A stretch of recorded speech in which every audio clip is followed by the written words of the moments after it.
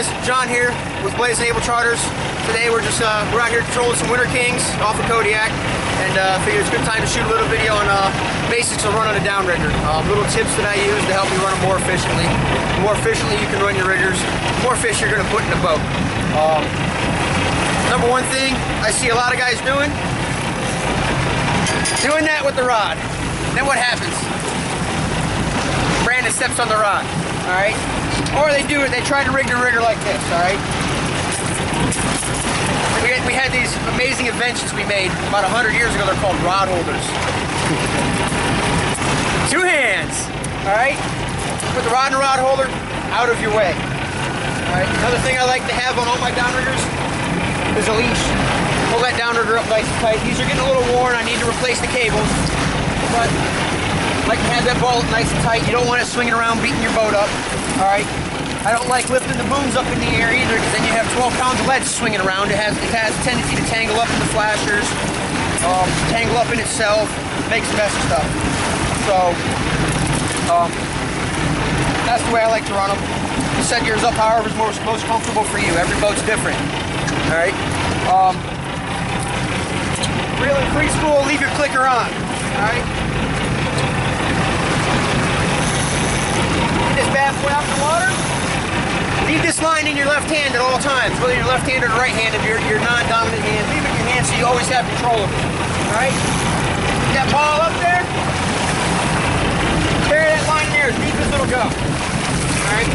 Depending on the size fish you're chasing, you know how to learn how to set your release pretty good. Let the leash out before you send it down, all right? Do a little test, make sure everything's untangled. Send it down.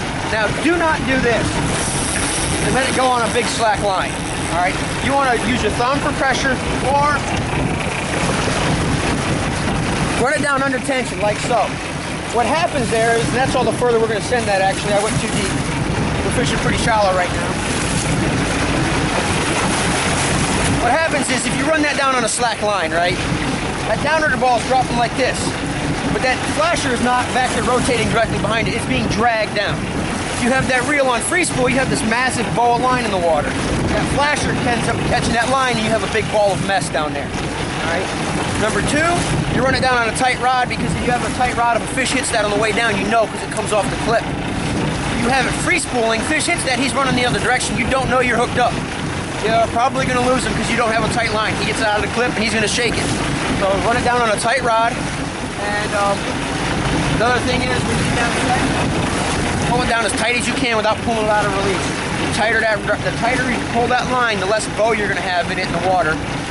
But the less slack you have when the fish hits it and does pull it out of release, he's got less slack to work with.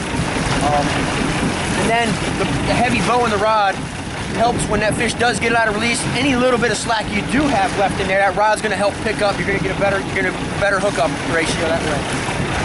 Just little tips when you're running your downriggers, they go a long ways. You know, every hookup counts, especially this time of year. With that said, good luck, tight lines, guys.